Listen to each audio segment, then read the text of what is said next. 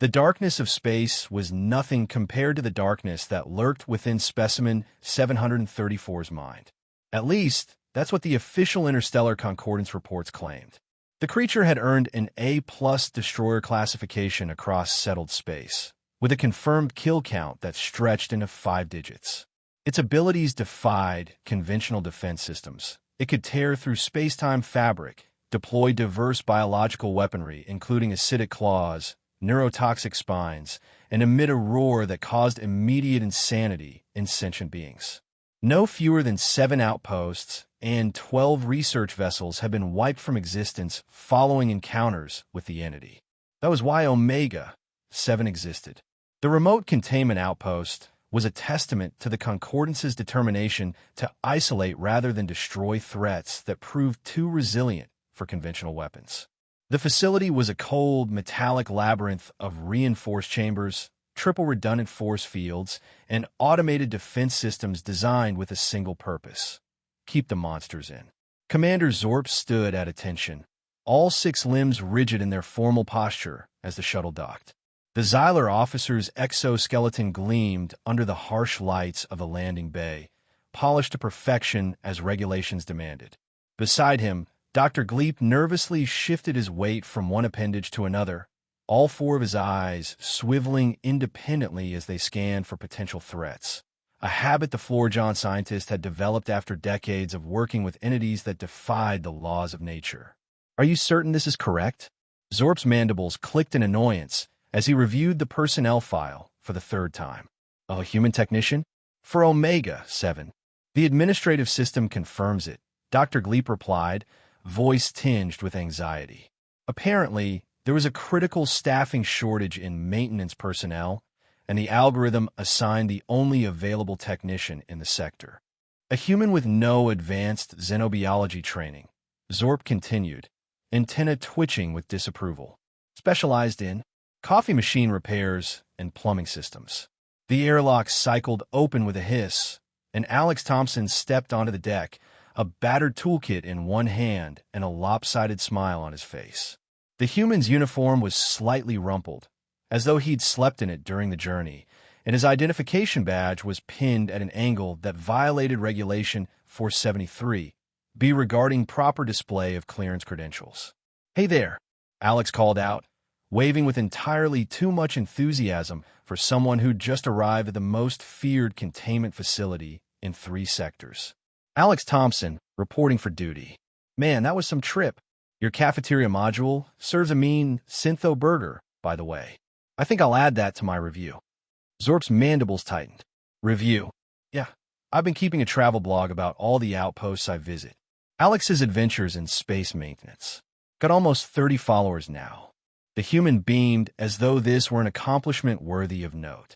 Before Zorp could explain the 17 separate security violations that such a blog represented, a proximity alarm blared through the facility. Dr. Gleep's eyes rolled in synchronization for once, all focusing on the nearest status screen. "Specimen 734's containment field is showing minor fluctuations," the scientist reported. "Nothing critical, but we should perform a routine inspection." "Excellent timing," Zorp declared, seizing the opportunity. "This will provide Technician Thompson with a proper orientation to our facility's primary mission."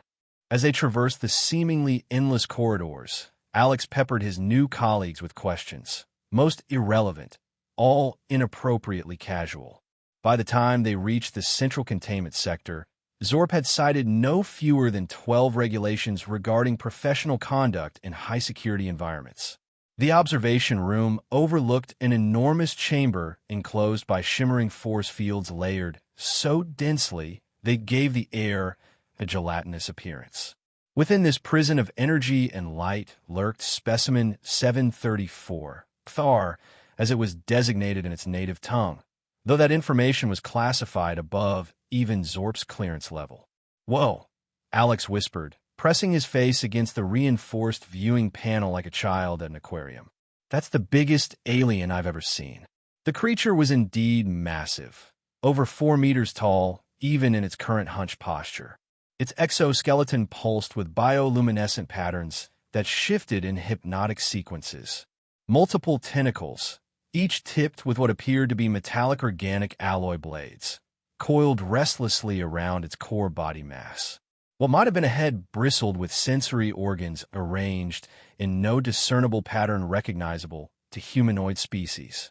Dr. Gleep activated the holographic display, highlighting various aspects of the creatures. Physiology. The outer carapace can withstand direct hits from military-grade plasma weapons. Those appendages you see can crush titanium alloy as though it were paper. The bioluminescence is actually a form of communication with its cellular structure. It's essentially a distributed nervous system that... It has big, sad eyes, Alex interrupted. Zorp and Dr. Gleep froze. Pardon. Dr. Gleep's voice was barely audible. Those round, purplish orbs, Alex pointed. They look sad to me.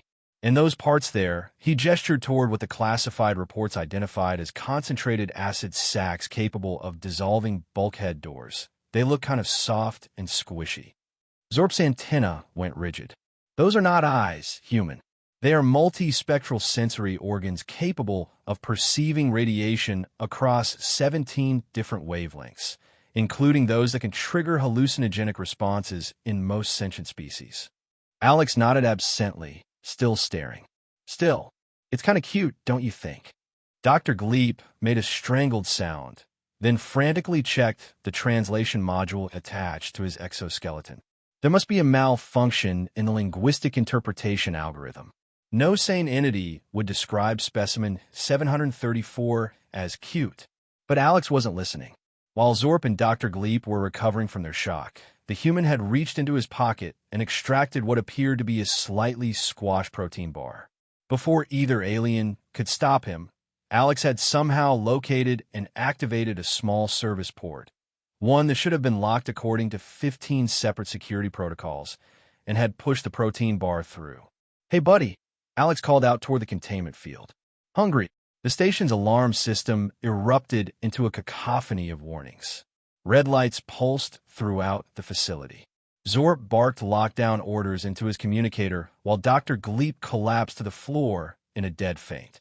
Within the containment field, Cthar, the nightmare beast of the Cygnus Expanse, destroyer of worlds and devourer of souls, stared at the floating protein bar with what might have been confusion.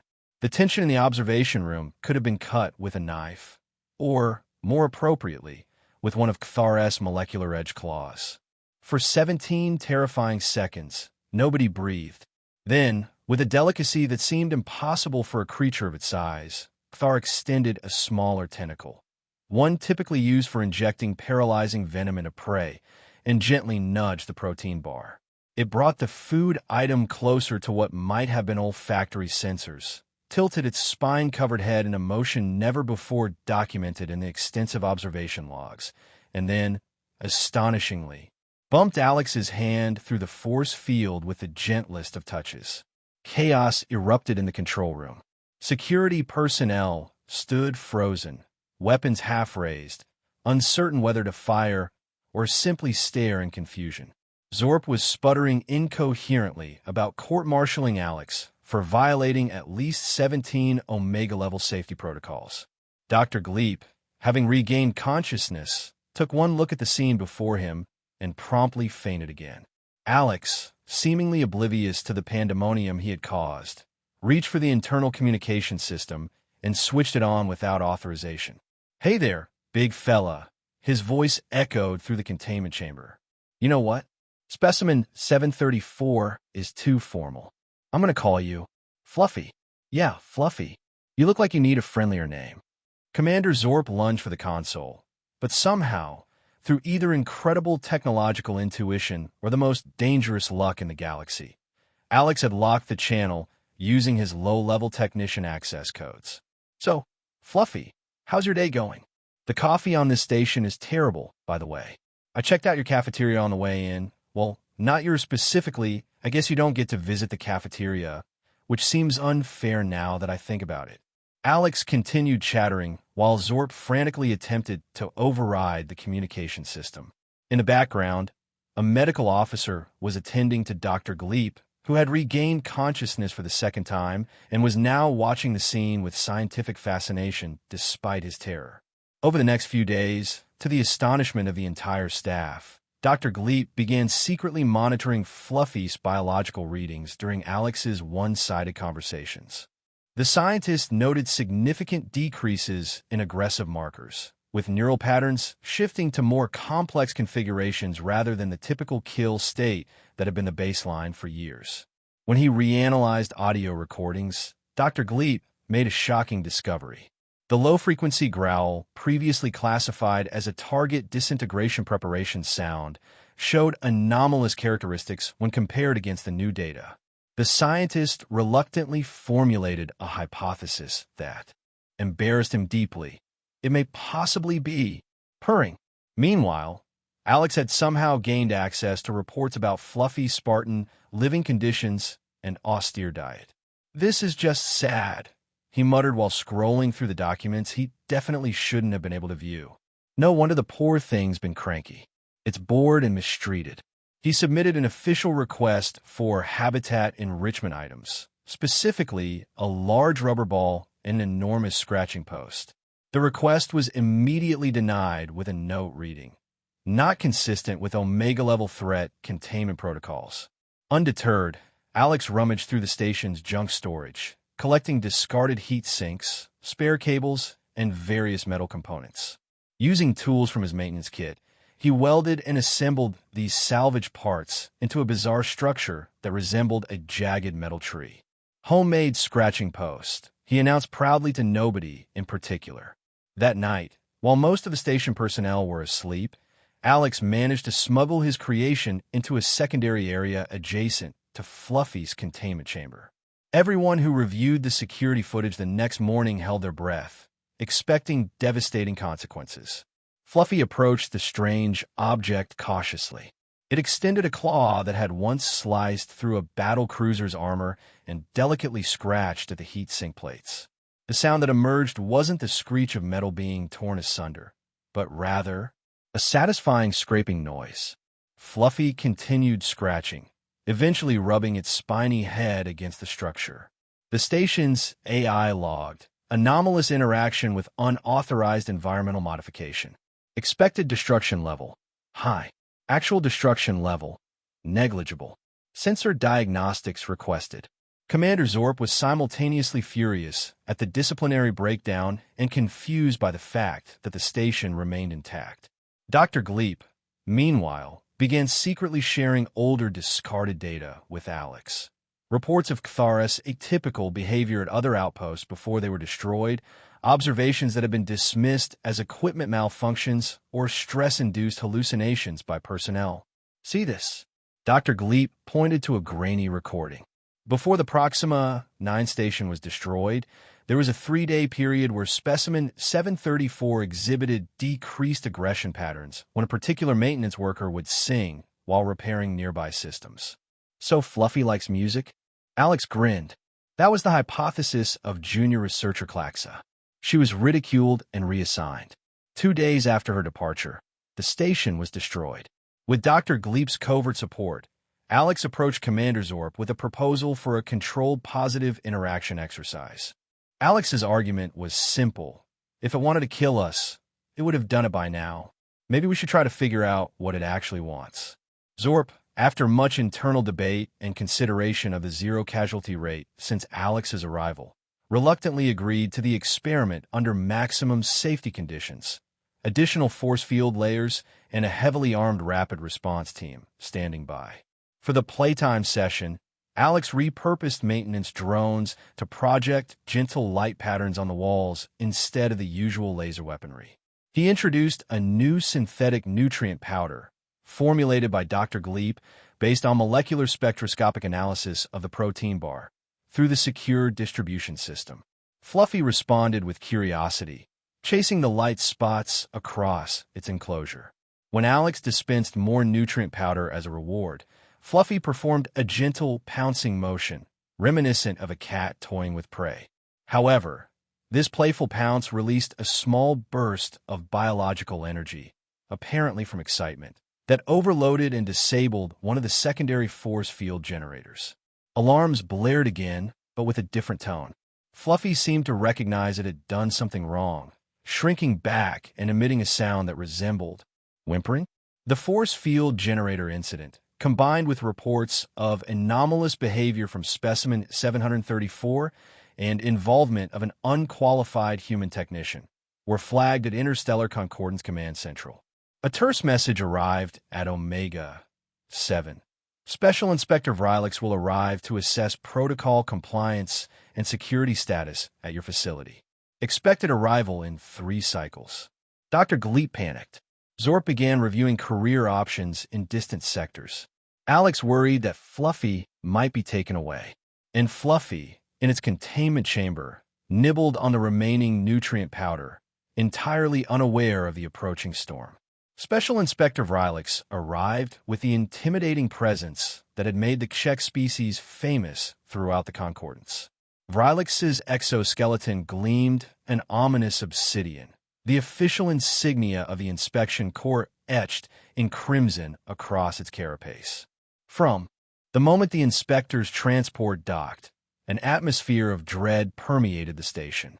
"I will examine everything," Vrilix announced, the translation module barely capturing the undertones of disgust in the inspector's voice.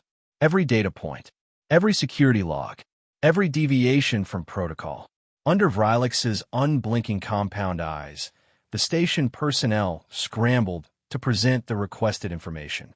The inspector reviewed footage of Alex's interactions with Fluffy, the incident reports, and the biological data Dr. Gleep had collected, each review punctuated by disapproving clicks and hisses. Finally, Vrilix called a mandatory assembly of senior staff. "What I have witnessed here represents a cultural contamination and security protocol breach of the highest magnitude," the inspector declared. "Technician Thompson must be immediately quarantined for human contamination assessment. Specimen 734 must be returned to standard hostile containment protocols immediately." Alex stepped forward, tablet in hand. "But look at these charts. Dr. Gleep's data shows a 78% reduction in stress hormones." And here, he swiped to another screen showing video of Fluffy playing with light patterns and using the scratching post. "Does this look like a mindless killing machine to you?" "It is a deception," Vrilix insisted. "A calculated ploy to lower our defenses before striking. Such tactics are documented in 17 previous encounters with Omega-class entities." "Fluffy's not a monster," Alex argued, his voice rising with emotion. "He's an intelligent being who's been traumatized by cruel treatment. We've been torturing him with isolation and negative stimuli for years, and then we're surprised when he lashes out." Commander Zorp, surprising everyone, perhaps most of all himself, moved to stand beside Alex. "Inspector, while I do not condone the numerous protocol violations that have occurred, I must point out that since Technician Thompson implemented his unorthodox approach, we have experienced 0 casualties among personnel, and repair costs from damage caused by Specimen 734 have decreased by 98%. "Commander, your judgment has clearly been compromised," Vrilix snapped. "This temporary luck or clever alien strategy does not justify." The argument was interrupted by another emergency alarm, but this one had nothing to do with Fluffy. The station's core reactor was malfunctioning, triggering widespread power failures and activating comprehensive emergency lockdown protocols. The automated control systems were glitching, unable to implement standard safety measures. The situation assessment was grim. The only way to prevent a catastrophic reactor meltdown was to manually activate the override located deep in the station's core technical area. The problem? The only accessible entrance to the override was now through Fluffy's primary containment zone, as other security doors had jammed or lost power. The technical team couldn't reach it. Time was running out. Inspector Vrilix ordered preparations for station self-destruct procedures to contain the wider threat. Commander Zorp objected. Dr. Gleep frantically calculated that they had approximately 30 minutes before critical failure. "I'll go," Alex volunteered, stepping forward. "Fluffy knows me. He'll let me pass." "Suicidal human nonsense," Vrilix scoffed. "It will tear you apart the moment the force fields weaken enough for you to enter. Commander Zorp looked at Alex, then at the displays showing the deteriorating reactor status, then toward Fluffy's containment area. An impossible decision had to be made. "Do it," Zorp finally ordered. "But take this." He handed Alex an emergency beacon. "If, when the specimen attacks, activated, we'll deploy maximum firepower to give you a chance." Vrilix protested vehemently, but was overruled by Zorp's invocation of emergency command authority. Dr. Gleep gave Alex a personal communication device and a miniature biological scanner. "Be careful," the scientist whispered. "Remember, no sudden movements." Alex entered the primary containment area, where the force fields had weakened significantly due to the power failures. Fluffy, larger and more terrifying than ever in the dim emergency lighting, turned toward him. The creature's bioluminescent patterns pulsed rapidly, shifting through colors that human eyes could barely process. In the observation room, Vrilix, Zorp, and the security team watched through emergency cameras, weapons trained on the containment area, fingers hovering over trigger mechanisms. "Hey, Fluffy," Alex said calmly, hands visible and empty. "It's okay, buddy. Just a little malfunction. I need to get through here for a bit." Fluffy moved closer, emitting a low rumble that made the air vibrate. The security team tensed, ready to fire. Instead of attacking, Fluffy gently bumped its head against Alex's shoulder, nearly knocking him over in the process. Then the creature looked toward the entrance to the technical area, which was blocked by large metal debris from a collapsed ceiling panel. Without prompting, Fluffy used its tremendous physical strength and what appeared to be focused bioenergy to push and partially melt the debris, creating a passage just wide enough for Alex. It even used one tentacle to stabilize a wobbling metal sheet overhead that might have fallen. Alex, amazed but out of time, rushed into the technical area and successfully activated the manual override just before it was too late. The station's power systems gradually stabilized, emergency lighting giving way to normal illumination as systems came back online. When Alex emerged, exhausted but safe, Fluffy followed behind him like an oversized dog. Inspector Vrilix was rendered speechless, sensory organs twitching with shock. The report Vrilix eventually submitted to Central Command sent shockwaves through the bureaucracy. Instead of recommending Omega-7's closure and Specimen 734's termination, Vrilix proposed a new research initiative, Human Omega Entity Empathic Protocol Study, with Alex as primary consultant and Fluffy as the central research subject, in significantly improved living conditions. "I still maintain that 97 regulations were violated," Vrilix added in a private addendum to Commander Zorp. "But the results cannot be ignored. I will be watching this experiment closely." Commander Zorp presented Alex with a commendation for courageous action and innovative initiative in crisis situations, though he still muttered about regulation violations. Dr. Gleep received substantial funding to establish a new division focused on positive xenopsychology. 3 months later, Alex was settling into his new quarters at the advanced research facility that had resulted from his accidental promotion. The room was spacious by station standards, with actual windows looking out into the star-speckled void of space. It had all the comforts a human could want, except for one problem. Alex was trying to sleep at his bed, but space was limited. This wasn't because the bed was small, it was a standard double berth. The issue was that Fluffy, now officially classified as a research companion entity, was also there and taking up most of the available space. The creature had curled up surprisingly compactly, with several soft tentacles, previously classified as lethal, draped across Alex. Fluffy was emitting a low-frequency purr that gently vibrated the entire room. Alex sighed, trying to find a place for his pillow around one of the tentacles, and mumbled to himself in the darkness, "Yeah, you were kind of cute." In the observation room connected to Alex's quarters, a security measure Vrilix had insisted upon, Commander Zorp and Dr. Gleep watched the monitors. "Remarkable," Dr. Gleep whispered. "The neural synchronization is unlike anything we've documented. Their brain wave patterns actually harmonize during these resting periods." Is it safe? Zorp asked, mandibles clicking with concern. Safe. Dr. Gleep's eyes rotated thoughtfully. The entity formerly known as the most dangerous creature in the Interstellar Concordance is currently using its psychic abilities to ensure the human has pleasant dreams. He pointed to a readout showing Alex's sleep patterns. Look at the delta wave enhancement. Zorp stared at the screen, where Fluffy had adjusted one tentacle to better cover Alex like a blanket. Include this in the report to Central Command, he finally said. But omit the part where I said it was... What was the human phrase? Kinda cute. Dr. Gleep offered. Yes, that. Zorp straightened his exoskeleton and tried to look properly authoritative again. That is definitely not going in the official record.